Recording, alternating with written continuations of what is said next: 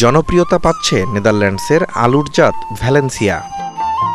ACI seed এবার সারা দেশে Netherlands থেকে আনা এসিআই ভ্যালেন্সিয়া জাতের আলু বীজ কৃষকদের মাঝে বিক্রি করেছে, যে বীজ থেকে অন্যান্য আলুর জাতের চেয়ে ৩৭% বেশি উৎপাদন পাওয়া গেছে বলে জানিয়েছে প্রতিষ্ঠানটি। এসিআই সিড বলছে, ইন্ডাস্ট্রিয়াল গ্রেডের এই আলুর বীজ জয়পুরহাট, রংপুর, রাজশাহী, মুন্সিগঞ্জ, কুমিল্লা, দিনাজপুর প্রভৃতি দেশের বিভিন্ন অঞ্চলে কৃষকরা মাঠে চাষ করেছে। এখান থেকে হেক্টর প্রতি ফলন পাওয়া যাচ্ছে প্রায় ৪০ টন, যা সমজাতীয় অন্যান্য জাতগুলোর থেকে প্রায় ৩৭% বেশি। কৃষকের মাঠ থেকে পাওয়া তথ্য তুলে ধরে বেসরকারি বীজ সরবরাহকারী প্রতিষ্ঠানটি জানায়, জাতটি ৫৫ থেকে ৬০ দিনের মধ্যে বিক্রয় উপযোগী হয়, যা সর্বোচ্চ ৮৫ দিন পর্যন্ত মাঠে রাখা যায়। ৫৫ থেকে ৬০ দিনের মধ্যে যারা আগাম আলু তুলে বিক্রি করেছে তারা ৩১ টন পর্যন্ত ফলন পেয়েছে।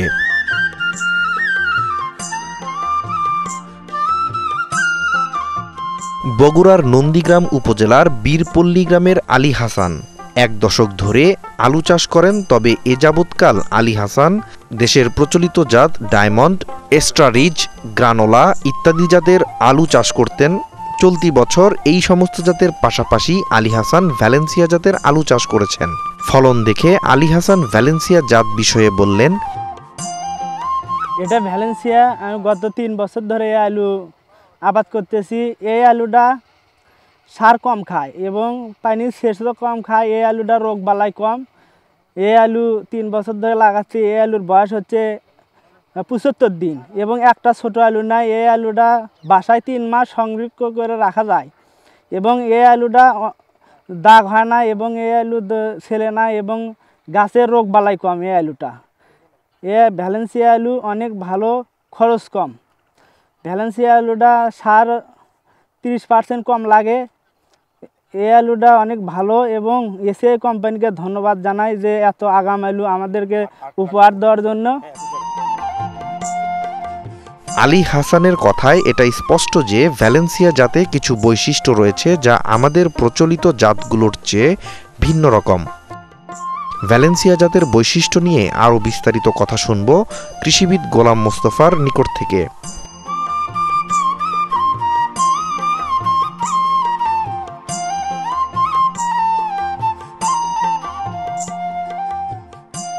ভ্যালেন্সিয়ার আগ্রহ কৃষকের অনেক বেশি ব্যাপক আকারে বৃদ্ধি পেয়েছে। আমরা সেই পরিমাণে বীজ এখনো সরবরাহ করতে পারিনি। প্রতি সিজনে কৃষকদের কাছে একটা চাহিদা তৈরি হচ্ছে, নতুন নতুন চাহিদা আসতেছে, বাট আমরা ওইভাবে এখনো প্রোডাকশনে আসতে পারতেছি না। যেহেতু আপনি জানেন যে আলুতে একবারই প্রোডাকশনটা বাড়ানো যায় না, পর্যায়ক্রমে বাড়াইতে হয়, যার কারণে আমরা এখন কৃষকদের চাহিদা অনুযায়ী প্রোডাক্টটা দিতে পারতেছি না। কৃষকদের যদি আমরা প্রথম অনুভূতিতে বুঝি, যদি আমরা কৃষকের যেহেতু কাছাকাছি আমি কাজ করি, তো প্রথম অনুভূতিটাই হচ্ছে যে গাছের গ্রোথটা আলাদা, ফলন বেশি, খাইতে সুস্বাদু। তো একটা কিছু আমরা চাই কি লাভ, ফলন। তো দেখা যাচ্ছে যখন অন্য একটা ভ্যারাইটির চেয়ে এটা আগাম আসতেছে মোটামুটি ১৫ থেকে ২০ দিন, আবার ফলন অন্যান্য ভ্যারাইটির চেয়ে প্রায় ১.৫ গুণের কাছাকাছি। তাতে করে দেখা যাচ্ছে যে কৃষক আগ্রহ সহকারে এসে প্রশ্ন করতেছে, ভাই এই আলুর বীজটা কোথায় পাবো বা কীভাবে পাবো, আর এটা আপনার কোথা থেকে নিয়ে আসতেছেন। যেহেতু ডায়মন্ডের পার্সেন্টেজ বেশি, খেতেও সুস্বাদু।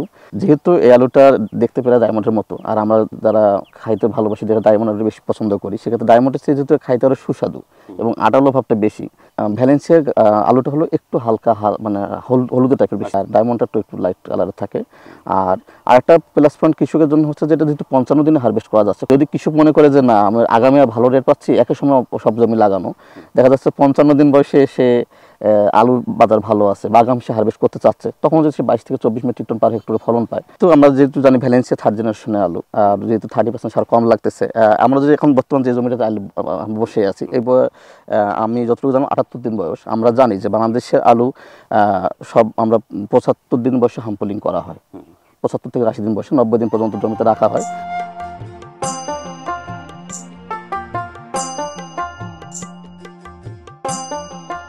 এদিকে ভ্যালেন্সিয়া জাতের এই সমস্ত প্রদর্শনীয় ফলাফল কৃষক ভাইদের কাছে তুলে ধরবার জন্যে এসিআই সিড প্রদর্শনী মাঠের পাশেই কৃষক সমাবেশ ও মাঠ দিবস কার্যক্রম পরিচালনা করেছে, যেখানে কৃষক ভাইদের সরাসরি মাঠে নিয়ে নতুন জাতের ফলাফল দেখানো হচ্ছে।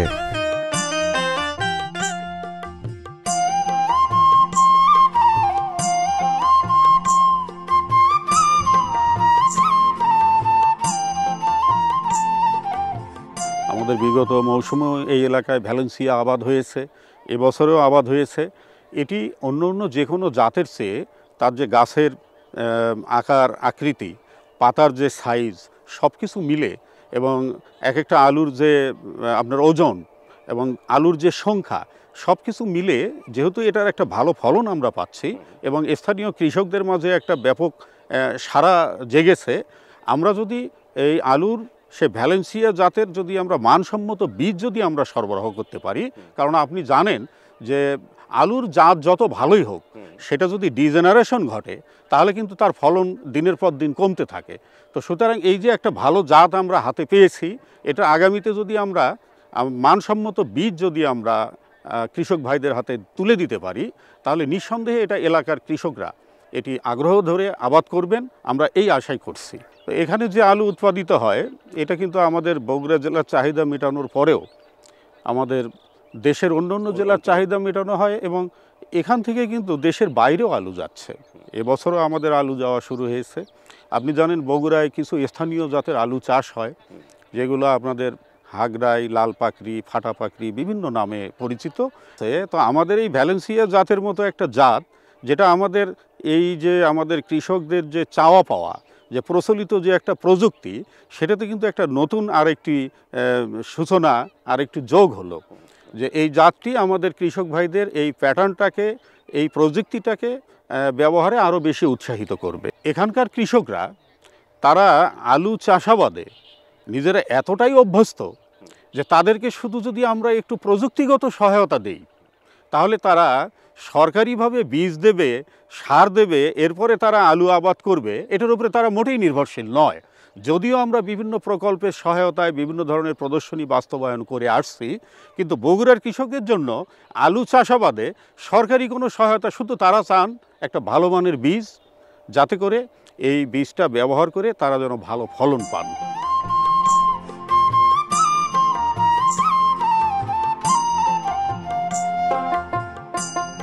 নেদারল্যান্ডসের অন্যতম বৃহৎ বীজ আলু কোম্পানি স্কেপ হল্যান্ড থেকে চলতি বছরে এশিয়ায় রপ্তানিযোগ্য ও শিল্পে ব্যবহার উপযোগী আলুর জাত ভ্যালেন্সিয়া দেশে নিয়ে এসে বাজারজাত করে।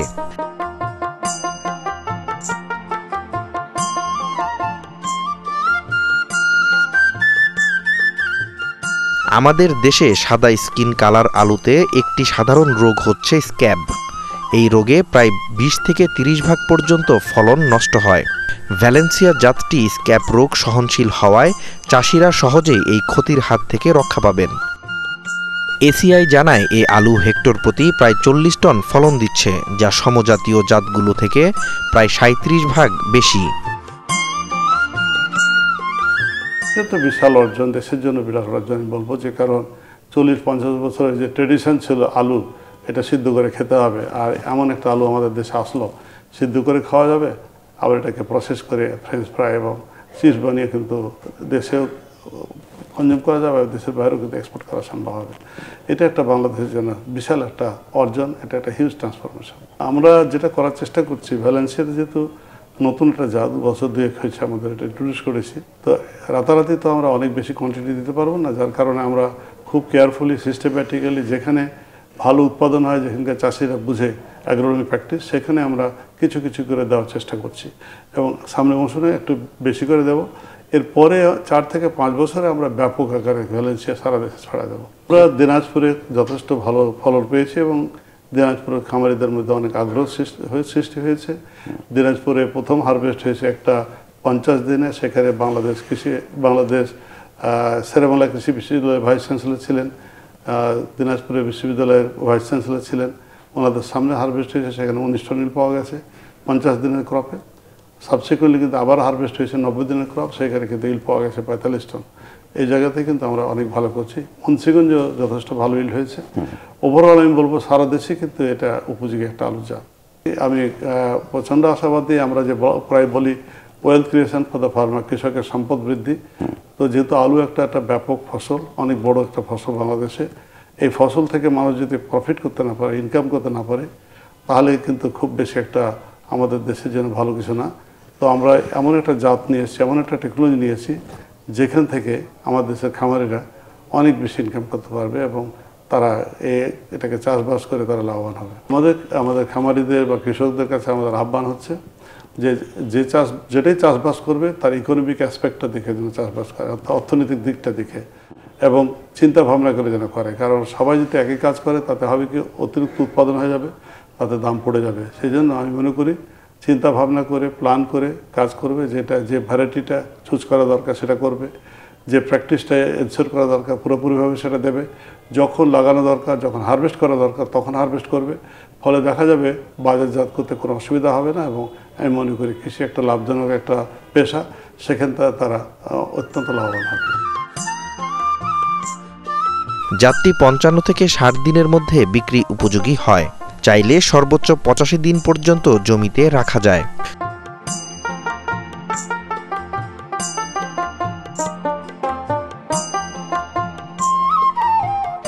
তবে ৬০ দিনের মধ্যে এর হেক্টর প্রতি ফলন ৩১ টন পর্যন্ত হচ্ছে।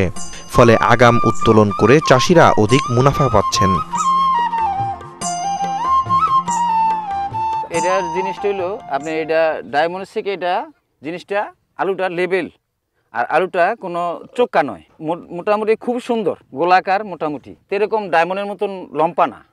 ডায়মন্ডের যেমন আপনার চোক্কা, ওইটা কোলেস্ট্রলে রাখলে এই জায়গাটা শুকায় যায়। এটা আগাম তোলা যায় বলতে এটা ওই ডায়মন্ডের থেকে ১৫ দিন আগে।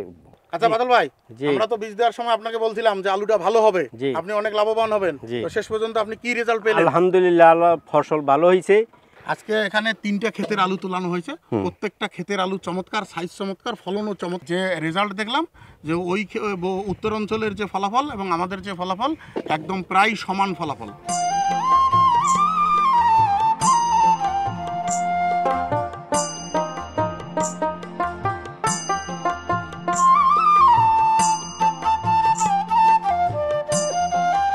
জাতটি স্বাভাবিক তাপমাত্রায় প্রায় ৯০ দিন পর্যন্ত সংরক্ষণ করা যায়। ভ্যালেন্সিয়ার শুষ্ক পদার্থের পরিমাণ প্রায় ২২.৫% ওপরে এবং তেল শোষণ ক্ষমতা প্রায় ৩% নিচে হওয়ায় এটি সুস্বাদু। এটি ফ্রেঞ্চ ফ্রাইয়ের জন্য উপযোগী একটি জাত। এছাড়া ভ্যালেন্সিয়া জাতটি স্ক্যাব রোগ সহনশীল।